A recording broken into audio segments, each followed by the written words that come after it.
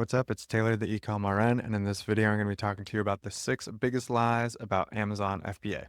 Let's get into it. If you don't know who I am, my name is Taylor, and in my first year selling on Amazon, I did over $100,000 in profit.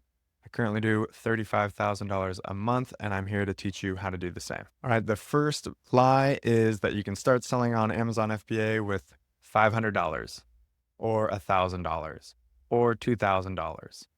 Okay, this is all ridiculous. The amount of money that you have to invest in the business is a direct reflection of how much money you can expect to make. If you want to put in $3, well, you can expect to make 4.5. But that's not why anybody is getting interested in selling on Amazon FBA. Instead, you guys get promised, this or that product. Wow, this product's doing $300,000 in revenue every month.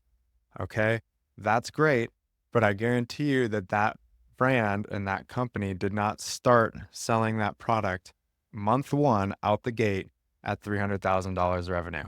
They probably started much more modestly. They probably had to put in $20, $30, $40,000 into that product launch, and it went on to grow into the successful product that is today.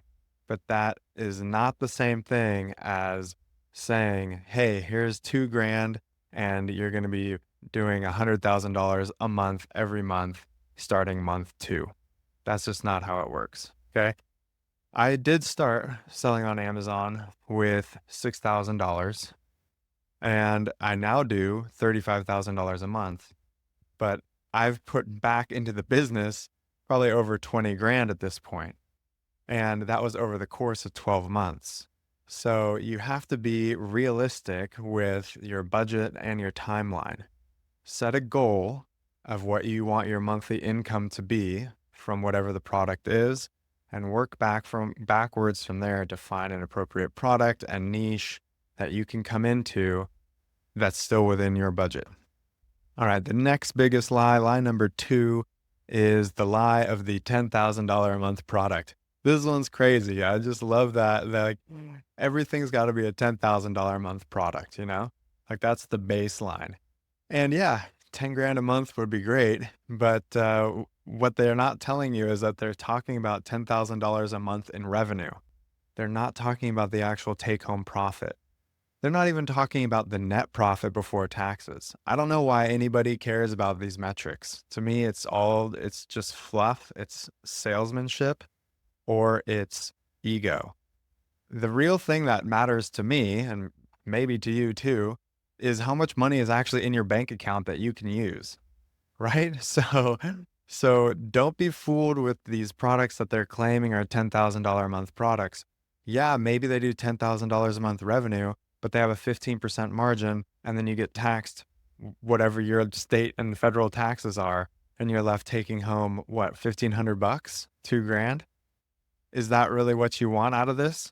So again, be sure that your goal, that you actually set a realistic goal and that it's specific. Are you talking about a revenue number? Are you talking about a net profit? Are you talking about a take-home profit? What kind of goal do you want? Be specific and then work backwards from there to find out what kind of products you're going to want to launch. And then obviously, like I just mentioned from line number 1, you're going to have to balance that with what your budget is and what you can realistically expect to invest to achieve that outcome. Line number 3 is that there's some magic helium-10 or jungle scout setting that will just find you winning products. This one's classic to me because I get people asking me, like, oh, well, I want to find this product on helium-10 that has super, super high demand and zero competition. And I'm always like, yeah, me too. If you know where to find that product, be sure to let me know. Is there a button on helium-10 I'm supposed to press that just cranks those out? That'd be sweet. But no, that's not how it works. The reason why it gets so formulaic is because the people selling these online courses have to develop their proprietary technique or their winning product research formula, right? And they have to come up with rules for people to follow. And don't get me wrong, the rules are helpful. That's how you learn when you're a student, right? You start with strict rules and you learn the patterns and you learn what's the norm and the expectation. And then You don't stay there. That's the whole point of learning, is that you go beyond that initial phase and you go on to break the rules. You go on to find the exception to the rule. You go on to understand the concepts that underlie the rule set to begin with. And that's what you need to be doing when you approach your product research is not just trying to think of, oh, what exact numbers do I need to plug into each helium-10 filter so that it cranks me out a winning product every time. No, you need to understand the concepts of demand, of how to analyze the competition, and how to make your product stand out. And once you understand those things, you can launch products into very competitive niches and still win. An expert seller, it doesn't matter the product.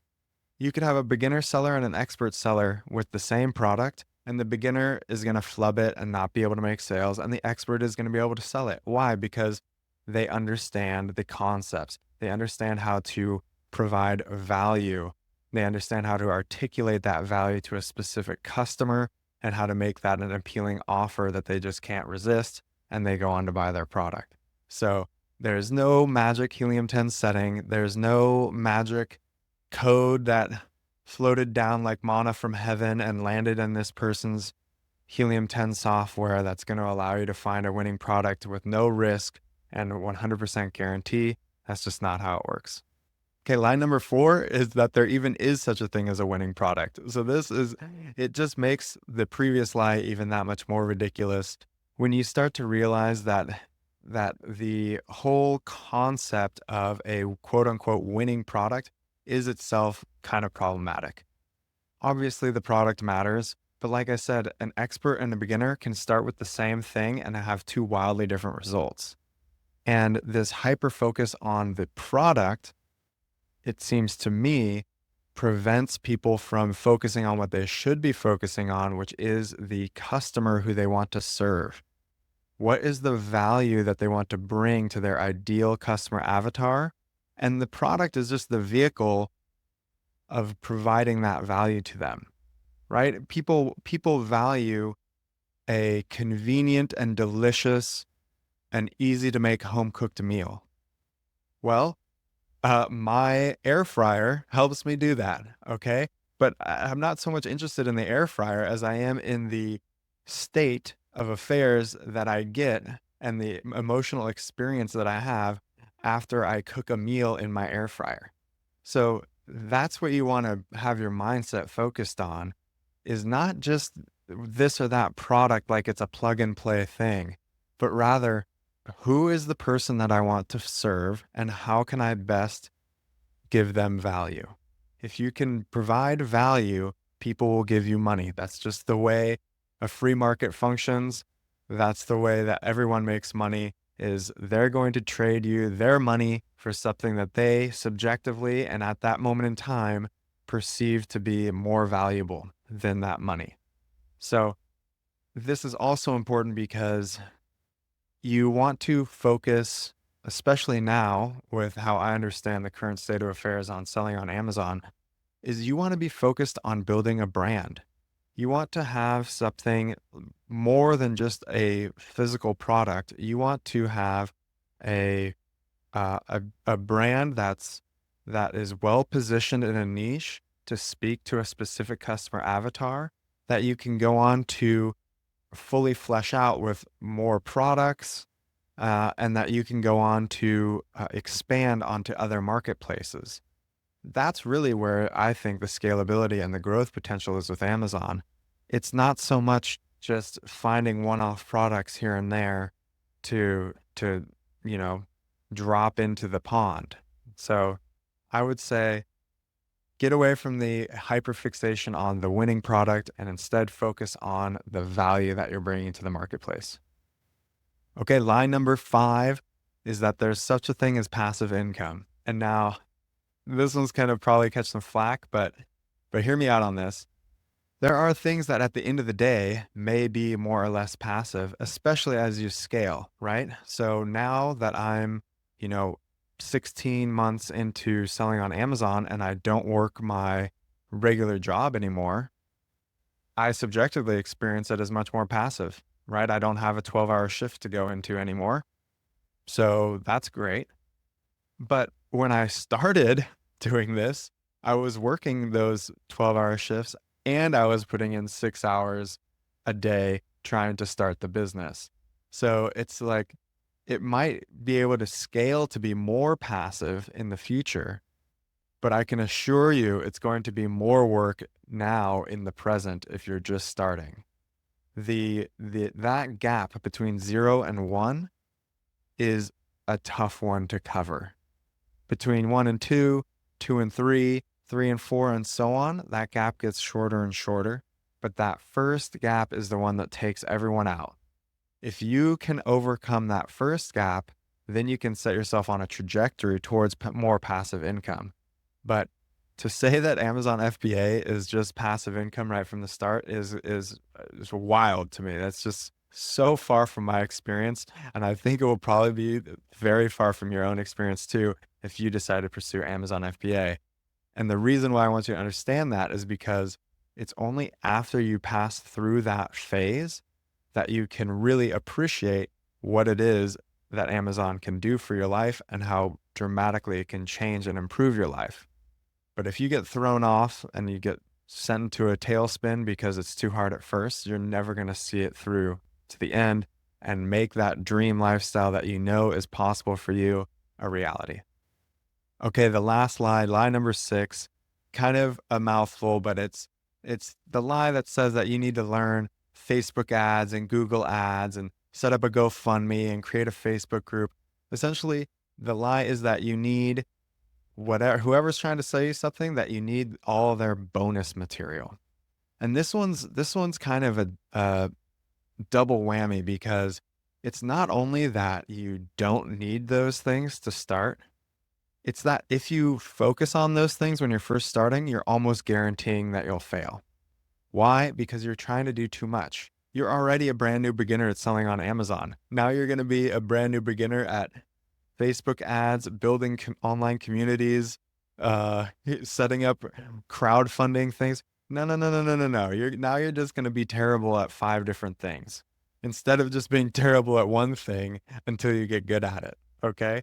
So that's how I would encourage you to approach this. That's definitely a mistake I fell victim to. Don't worry about all the fluff. Focus on the one goal that you have in mind and relentlessly pursue that one goal with single-minded focus. If you can do that, which is quite difficult to do, at least for me, then you will have success.